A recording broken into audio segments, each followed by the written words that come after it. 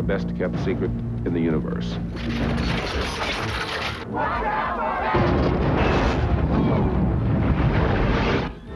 Hi, Breeze. I'm Batman. Batman will watch his beloved Gotham perish. Bundle up, boys. There's a storm coming. All right, welcome back to SF Vortex. We've made it down to the war room, and joining me today, two men that you know and love. Mr. Mark Altman is here, the editor of Sci-Fi Universe magazine, and great magazine. And Sci-Fi film editor Robert Meyer Burnett is here, who, by the way, who's filmed The New Gods, won the Audience Award at the Hermosa Beach Film Festival. Very impressive, very nice. And he's also currently editing Star Trek The Experience in Las Vegas.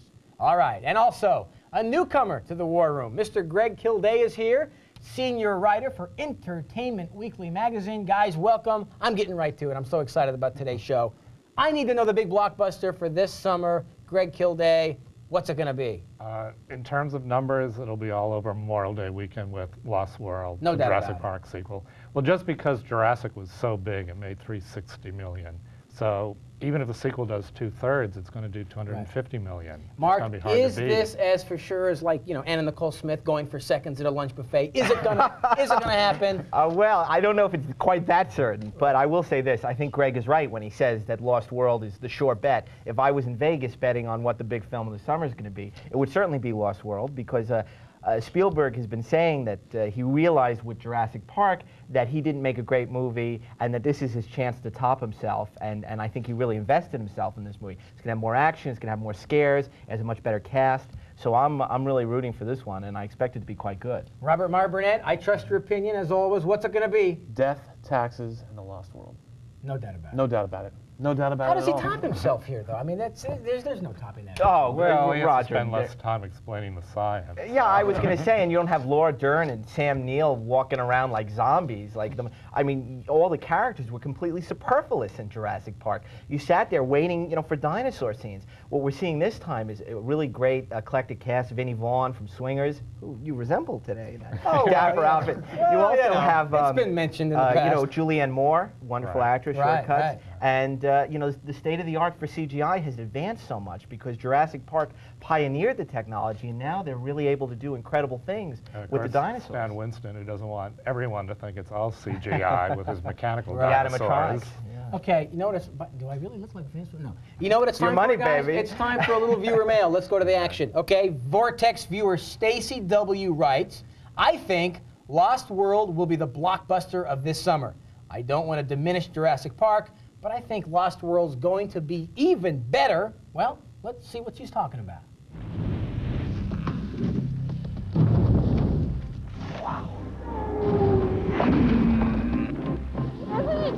Ooh, that's how it always starts. But then later there's running and then screaming. What the hell was that? Go. As fast as you can. I need you to send rescue immediately. Taking dinosaurs off this island is the worst idea in the history of bad ideas. Let's get this movable feast underway. So move! What is it? Mommy's very angry.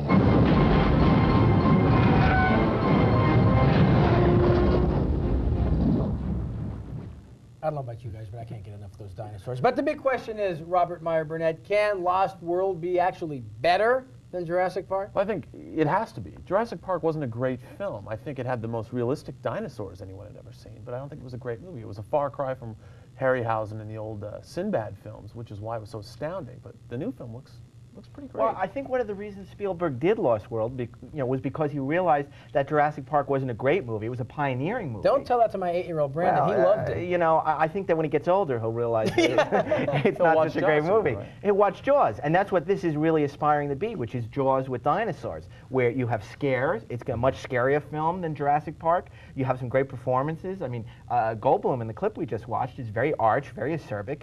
It looks like it has all the elements that I think we wanted in Jurassic Park, but maybe didn't get. Gregg Kilday, why are some sequels, T2, Aliens, and some other sequel. Why are those so good? And then some, you know, you got your Crows and Highlander Part 2, which what was happening in that film. Why are some sequels so much better than others? What's the key to a good sequel? Grease 2. Well, I mean, the key is you've got to retain elements of the first movie that people connected with, and then you've got to bring in something new. So you got to strike a balance between the familiar and the unusual. Right. Certain stories lend themselves to those extensions, as I think this one does. You know, others don't. I think when you look at something like Jurassic Park, it leaves you wanting to see more of that universe. You know, Star Wars certainly did. But then you look at other movies this summer, like Speed 2, and you wonder, well, did we really want to see more of this? I mean, this was a gimmick film. It was Die Hard on a bus. So how do you extend that? You know, my question is, you know, why? I want to see more of the dinosaurs on, you know, the island of dinosaurs, but I don't really want to see, you know, Sandra Bullock's character running around with a boat about to blow up. Robert, do you want to see another Batman by chance? Well, we've got. Have we had enough of Batman? Well, we've got Alicia Silverstone, Vendela, Uma Thurman. I can't wait for Batman. I can't wait for this movie. You know what? I want to see more Batman. I want to see the real Batman. I want to see The Dark Knight Returns, when Frank Miller's genre-defining comic book has never really been brought to the screen. You have Tim Burton doing a very dark interpretation, but now Schumacher has taken it into high camp. It's almost like, you know, the Village People meet Batman, and you know, that's not really what I'm interested in seeing from a Batman movie. Gregg Kilday, Entertainment Weekly. What about George Clooney as Batman? Give me a letter grade. Not having seen it, B. B? Yeah. How does he look in that costume, Mark Altman? What do you think? He looks good, but I really think you'd be better. Well, I could see you as Batman. Well, it's something to think You know, about. because he doesn't really have the jaw, but, you know, I like Clooney. I think he's very engaging. I love George Clooney. I think he's terrific. I'm rooting for him to succeed. If he brings any of the charisma he brought to From Dusk Till Dawn, which he was great in, if he could be Batman the way he was as one of the Gecko brothers, I think we're in for a good romp. Typical example of bad script, great performance. There you go. There you go. Okay, I got to take a break. Don't touch that dial, folks. We'll be right back with a lot more from the War Room. It's all when SF Vortex continues.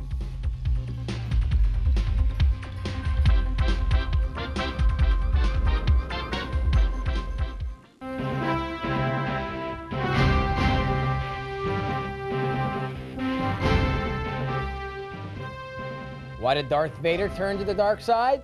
They had the Sci-Fi channel. Welcome back to SF Vortex. We are still in the War Room with Sci-Fi editor Robert Meyer Burnett.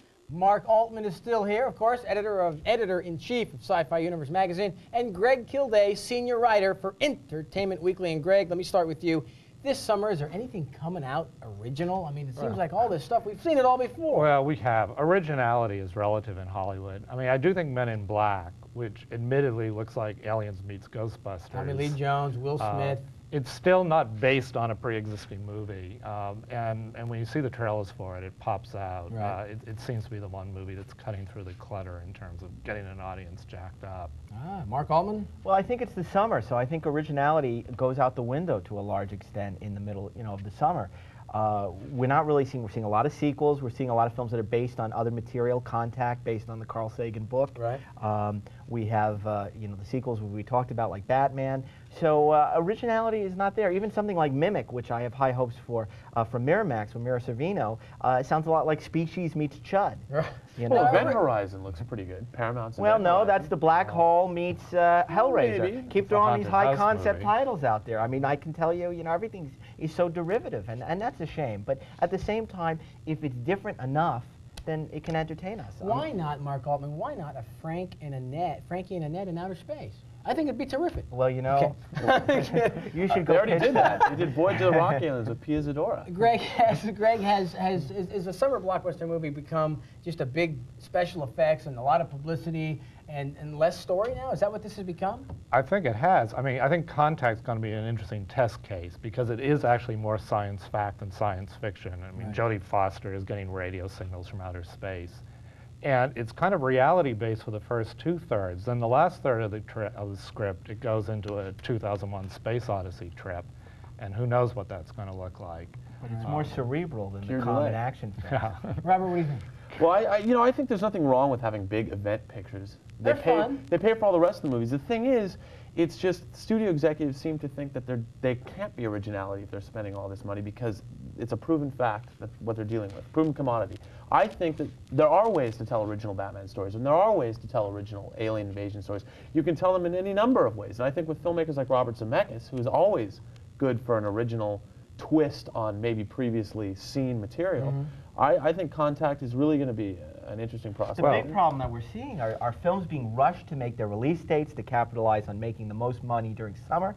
And fortunately, you have somebody like James Cameron with Titanic, who is more concerned about putting out a good movie than just making a release date. And he's saying, no, if this has to go out for Thanksgiving, then we're going to hold the film. As opposed to so many of these films where it's just like, we got to get the special effects done, we got to rush this, we have to have it out so the kids can spend their $7. I mean, the problem is, if you look at a movie like Fifth Element, Luc Besson actually imagined an interesting world. He talks a great movie, but it's not on screen, because on screen it's basically a chase movie.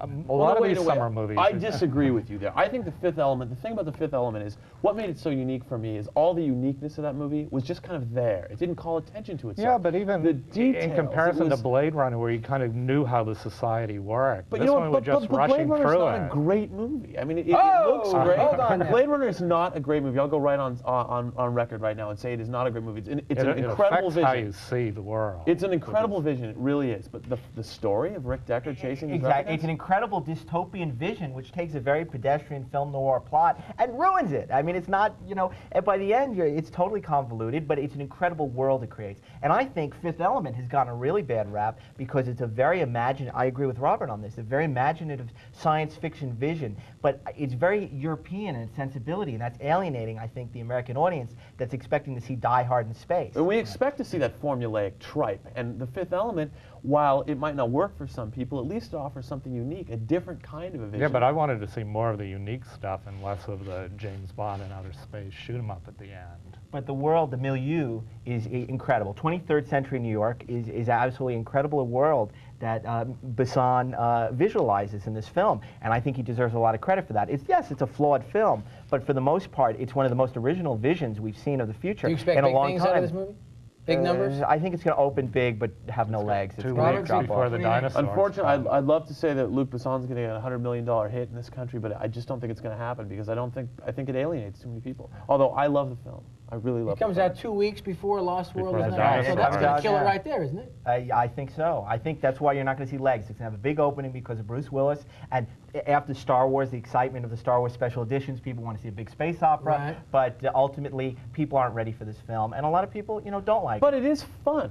It is fun. It's a Just fun like the movie. War Room is fun. Speaking of, we Not got to quite take a as break. much. Don't go away, folks. When SF4 Text continues, we're going to find out what these three guys think will be the big surprise hit of 1997's summer movie. Stay with us.